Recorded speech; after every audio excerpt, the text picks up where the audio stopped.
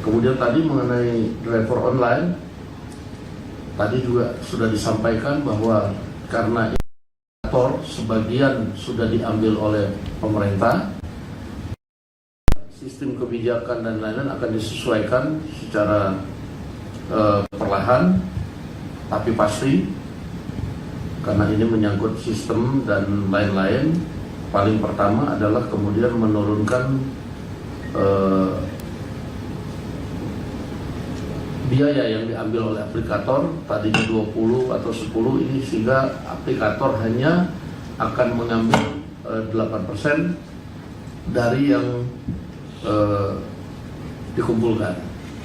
Nah, tadi pembahasan mengenai apakah kemudian jadi pekerja, jadi mitra itu masih disimulasikan. Nah, nanti itu juga tetap yang organisasi kawan-kawan ojol ini tetap akan diajak ngomong, akan diajak berembuk, karena pemerintah melalui Danantara sudah masuk ke dalam aplikator, itu mengambil bagian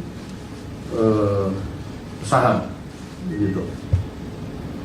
Nah, termasuk ratifikasi yang belum tentang masalah perlindungan terhadap pelecehan dan lain-lain, itu nanti kita bawa ke Satgas mitigasi dan kesejahteraan buruh untuk kemudian didorong untuk dilakukan ratifikasi. Nah, mungkin untuk yang lain-lain, masalah agraria dan lain-lain, mungkin silakan kalau mau ditambahkan, kita masih punya cukup waktu sebelum kita kemudian yang Muslim melaksanakan sholat Jumat. Waktu kami persilakan. Ya, Assalamualaikum warahmatullahi wabarakatuh. Salam kenal, saya Dewi Kartika, Sekretaris Jenderal Konsorsium Pembaruan Agraria, salah satu pimpinan kolektif dari Gerakan Buruh Bersama Rakyat. Terima kasih kepada pimpinan DPR, Bapak Dasko, kemudian Bapak Saan Mustafa, dan kepada Ketua Komisi 3, Bapak Habibur Rahman, kemudian kepada Wakil Ketua Komisi 9, Ibu Putih, dan tentu kepada Pak Obon, salah satu juga pimpinan di Komisi 9 DPR RI. Tentu kami mengucapkan terima kasih atas kesempatannya. Saya tidak akan mengulang apa yang sudah disampaikan oleh Ketua Umum KASBI yang berkaitan dengan situasi perburuhan dan menjadi tuntutan dari kami di Gebrak yang terdiri dari 16 tuntutan. Saya ingin lebih menyampaikan kepada keterkaitan antara pentingnya agenda reforma agraria dengan pemenuhan hak-hak buruh, petani dan nelayan yang tidak bisa dipisahkan, baik yang berkaitan dengan situasi agraria di perkotaan ataupun di pedesaan. Perlu saya sampaikan Bapak Ibu sekalian, tenaga kerja dan tanah itu merupakan dua sisi yang tidak bisa dipisahkan. Ketika tanah itu dikuasai oleh segelintir kelompok, maka yang terjadi adalah ketimpangan, kemiskinan, diskriminasi hak bagi petani dan masyarakat agraris, termasuk tentu sistem ketenaga kerjaan di berbagai industri, apakah industri perkebunan, pertambangan, kehutanan, dan lain sebagainya. Sehingga tentu perlu dipertimbangkan bagaimana tidak hanya soal sistem ketenaga kerjaan, tapi juga sistem agraria yang berkeadilan. Saya bisa contoh hal yang berkaitan dengan kenapa reforma agraria itu penting juga bagi kaum buruh. Salah satu kasus yang paling terbaru adalah bagaimana penertiban kawasan hutan yang dilakukan oleh Satgas penertiban kawasan hutan yang dilakukan pasca bencana ekologis di Sumatera, salah satunya di Sumatera Utara adalah pengambil alihan dan penghentian konsesi Toba Pak Lestari yang sudah ditertibkan dan disambut baik oleh kami di Gerakan Reforma Agraria dan Gerakan Masyarakat Adat. Dengan penertiban kurang lebih 145.000 hektar yang sekarang konon ada di Satgas penertiban kawasan, seharusnya di tanah itu merupakan wilayah adat, itu dikembalikan kepada masyarakat adat Tanah Batak. Itu yang pertama. Kemudian juga berkaitan dengan reforma agraria bagi buruh. Kurang lebih di ex Toba Pak Lestari itu ada kurang lebih 6.000 buruh harian lepas. Yang tentu dengan penutupan konsesi TPL itu juga harus dipikirkan, sehingga perlu ada redistribusi tanah bagi kurang lebih 6.000 buruh harian lepas, yang itu juga sangat menggantungkan hidup. yang sebelumnya di konsesi HTI Toba Paustari harus dipindahkan kepada bagaimana memastikan buruh ini juga menjadi bagian dari upaya untuk pencapaian swasembada pangan. Bapak Ibu sekalian, bisa saya contohkan juga bagaimana kawan-kawan buruh di perusahaan-perusahaan di Jambi misalnya berkaitan dengan PT Wirakarya Sakti Sinarmas Group, itu juga pemukimannya, bedeng-bedengnya itu juga tidak berperi kemanusiaan. Sehingga memang sistem industri itu juga harus diperangkatkan dalam pelaksanaan reforma agraria, sehingga ada akses bagi perumahan yang layak bagi kawan buruh. Itu yang terkait dengan reforma agraria bagi buruh. Di sisi lain, misalnya target 3 juta hektar, 3 juta rumah bagi masyarakat berpenghasilan rendah, ini juga tidak terkoneksi pada bagaimana pelaksanaan reforma agraria. 3 juta rumah bagi masyarakat berpenghasilan rendah, apakah itu buruh, apakah itu nelayan, itu harus menjadi bagian dari kerangka reforma agraria baik di pedesaan maupun perkotaan.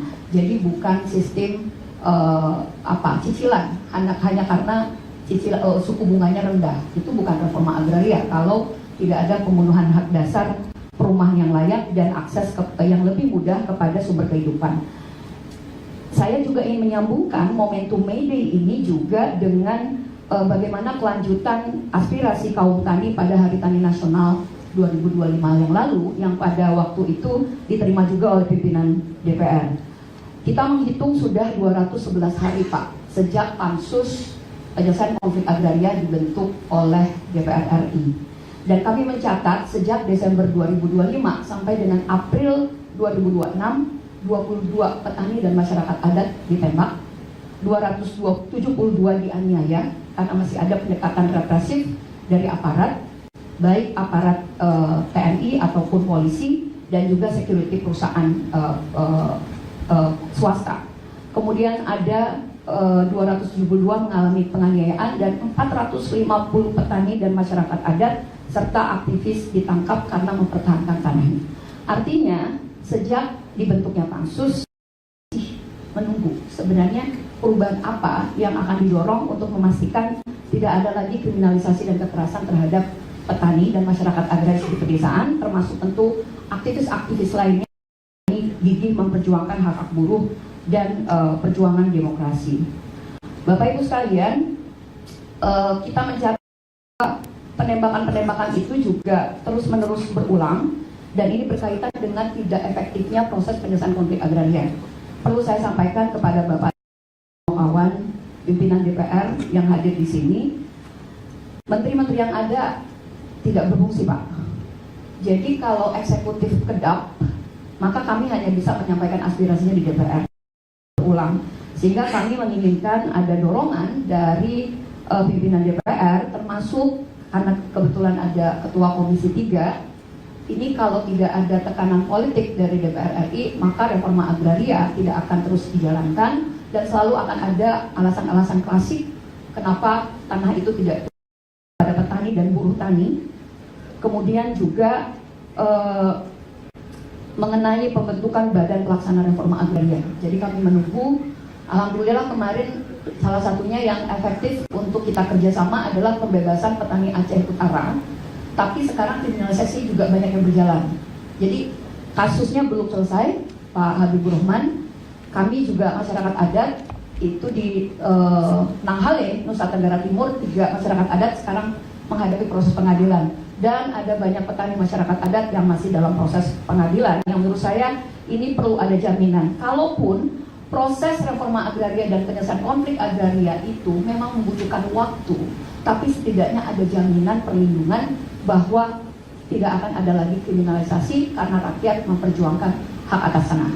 Selebihnya tentu kami dari KPA dan menjadi bagian dari gerakan buruh bersama rakyat, kami mengharapkan tentu hak-hak buruh yang paling dasar itu segera dipenuhi dan mudah-mudahan dengan adanya Satgas Mitigasi PHK dan Dewan Kesejahteraan Buruh, ini juga kawan-kawan pimpinan yang tergabung di Gebrak, terutama dari Konfederasi Buruh juga bisa terlibat secara aktif untuk memastikan hak-hak buruh ini segera dituntaskan. Kemudian tentu Bapak Ibu sekalian, saya supaya tidak lupa, Undang-Undang Cipta Kerja ini sudah berdampak, tidak hanya bagi kaum buruh.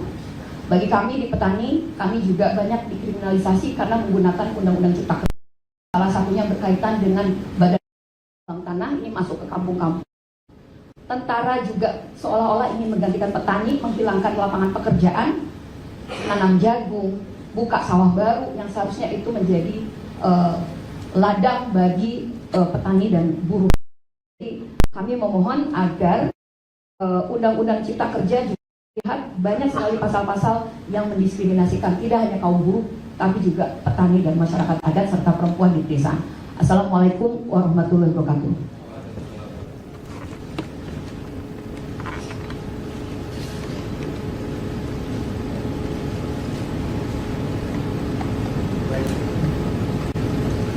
Baik, terima kasih. Ada beberapa catatan yang saya catat di sini. Ini nanti mengenai dasar petani dan nelayan, kemudian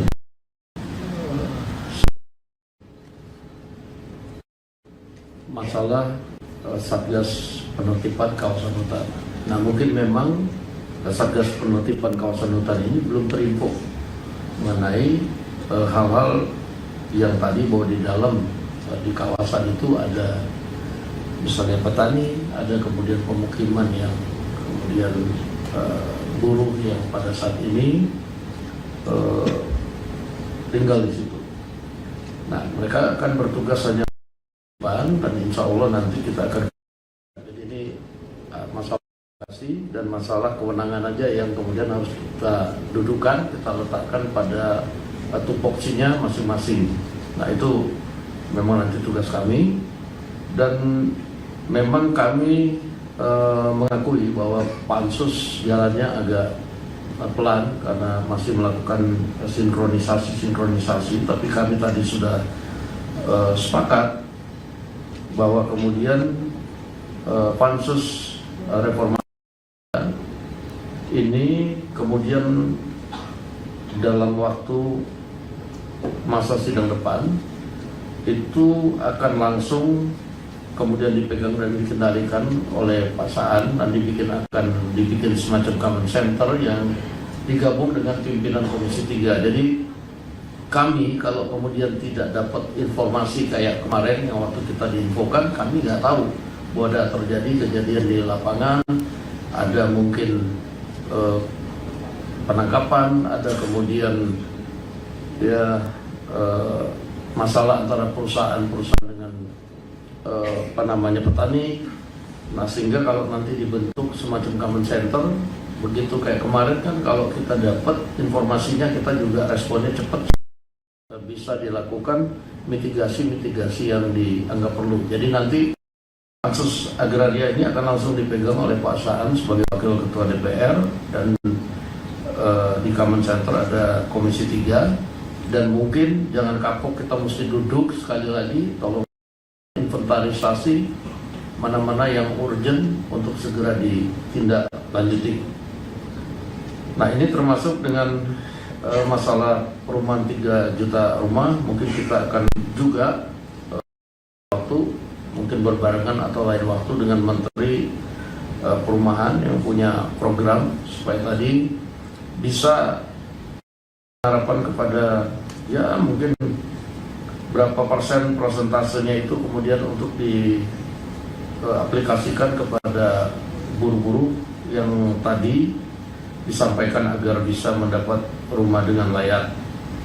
Kemudian masalah undang-undang Ciptaker ini memang sudah banyak masukan ke DPR bahwa mungkin undang-undang Ciptaker supaya kemudian khusus kalau ketenaga kerjaan kan kita sudah ada putusan MK, tapi hal yang lain mungkin perlu dilihat dan direvisi. Nah, ini nanti masukan-masukannya tolong disampaikan. Mungkin ada lagi, kalau ada yang mau disampaikan silakan.